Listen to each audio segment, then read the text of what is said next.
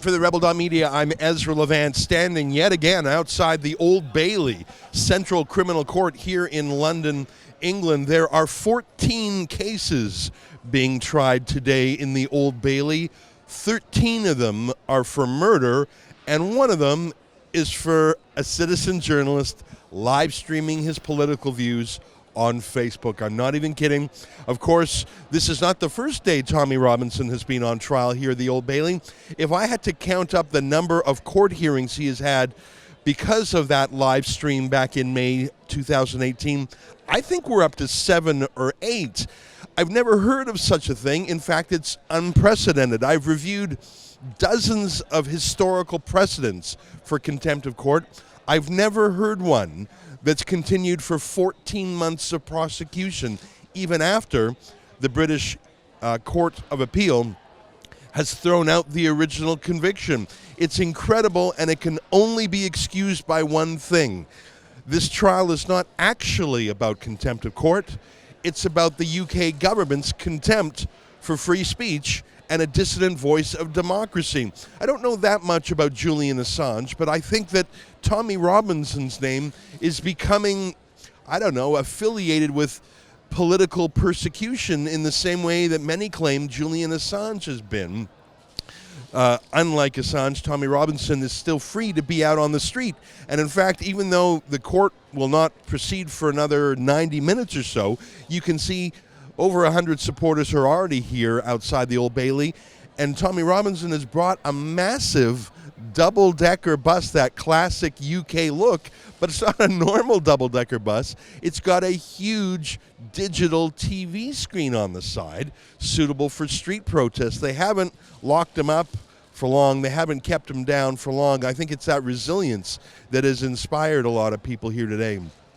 To get to the substance of it, the question is, did Tommy Robinson exhibit contempt of court back in May 2018 when he live streamed his political commentary outside the trial of a massive rape gang in Leeds, UK? Rape gangs here are an unusual phenomenon, but they're becoming commonplace, I regret to say. These are not one-off smash-and-grab style rapes where someone grabs a woman off the street, rapes her in the alley, and runs off. These are systematic rapes again and again and again of young children who were exploited and extorted and corrupted by gangs of mainly Pakistani Muslim men. And that's such a terribly politically incorrect fact that most people have trouble even saying it. And so when these rape gangs are detected by social services, by the media, by police, by doctors, they shut up about it because they don't want to be called racist. In the United Kingdom, the people who have been the most outspoken about it have been righteous Pakistani Muslim men, including Majid Nawaz, the head of the Muslim Quilliam Foundation, and in fact the prosecutor of one of the large rape gangs in Rotherham, a Pakistani Muslim man himself. Everyone else in this country seems terrified to talk about these. They're more afraid of racism than of rapeism, I suppose, except Tommy Robinson. And for years he has been prosecuted on any matter by the state. That's the other angle here. It's not just about free speech and the right to be a dissident and a critic of the government. It's, can you even talk about the major crisis in the United Kingdom? Credible reports put these systematic rapes of children, the children who are being raped. I'm not even talking about adults. I'm talking about girls as young as 11. Can you even talk about it? As the public intellectual Douglas Murray says, the UK is good at going after the secondary effects, shutting people up. There's over 900 Facebook police in the Metropolitan Police Force alone. By that I mean 900 real cops who just sift through Facebook and Twitter and literally go to people's homes if they tweet the wrong thing. Douglas Murray points out that the UK is good at shutting people up, but they're not as good at solving the underlying problem, in this case of rape gangs.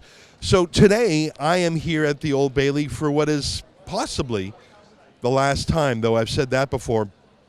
All the legal preliminaries are over, the skirmishes, the technicalities. This case has been punted back and forth from court to court. The Recorder of London, which is an ancient title, one of the oldest titles, the most senior judge at the Old Bailey. He refused to hear this case several months ago. He said, it's too complicated, it's too controversial, too political. I'm giving it back to the Attorney General. I will not hear it. I thought the Attorney General, Theresa May's hand-picked head of justice, would say, nah, Tommy Robinson has already served enough time, 10 weeks in solitary confinement. As the Court of Appeal says, it was an improper conviction and punishment. But no, Theresa May wants another go at Tommy Robinson. So this is it. This is the real deal. The big fight. The trial is scheduled for 2 full days, although it's possible it could wrap up today. I've had a chance to confidentially review some of the documents and pleadings that will be put to court today. And I have to say, I think Tommy Robinson's case is strong by any objective measure.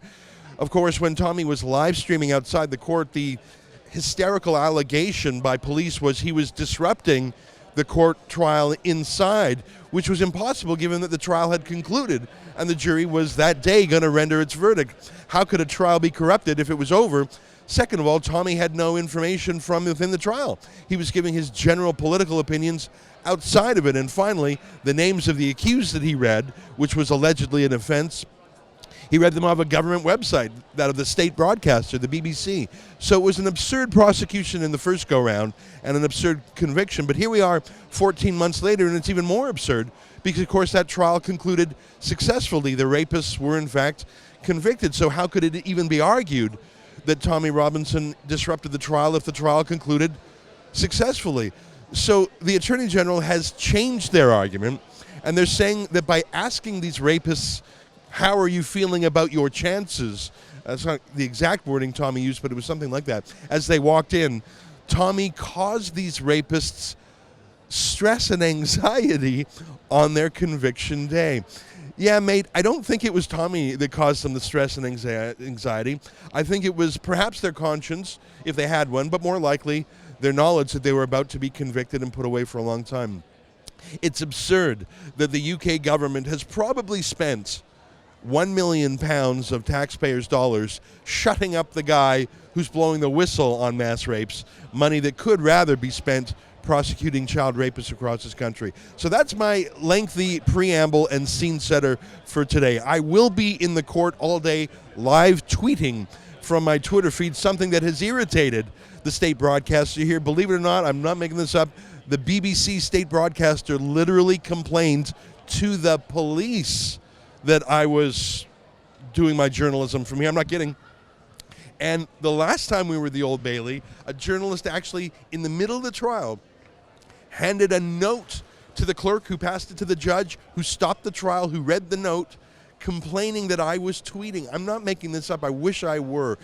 I guess what I'm saying by that is the 5P professionals, as Daniel Pipes called them, the politicians, the police, the press, the prosecutors, the professors, all that happen to start with the letter P. We've talked about the police and the prosecutors and the politicians, but the press in the UK is really amongst the worst in the free world that I've seen. We like to complain about the media party in Canada, Australia, and the United States. I have to say, my friends, the UK has it the worst. And the worst of the worst is the state broadcaster here, the BBC, with over £5 billion a year extracted forcibly from taxpayers. It's really incredible, which is why, in addition to myself coming over from Canada, I've brought other foreign independent reporters here to do what British journalists won't or can't do.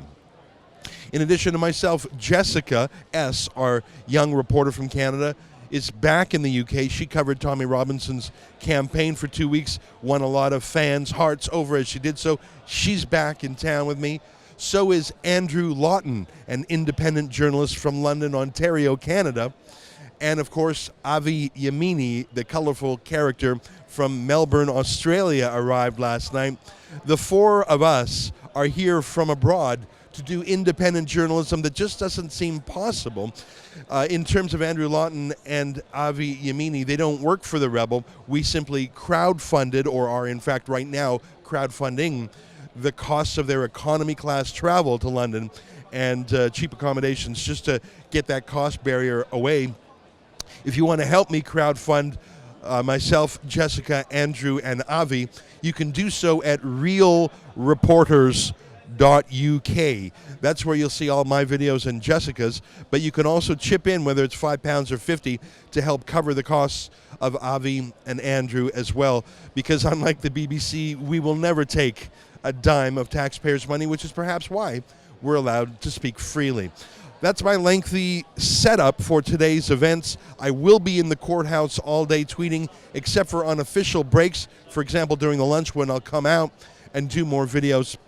Until then, keep watching my Twitter feed and keep fighting for freedom while you still can. For the Rebel.media, I'm Ezra Levant. I'm here covering Tommy Robinson's trial at the Old Bailey. This week, he'll either go free or go back to prison.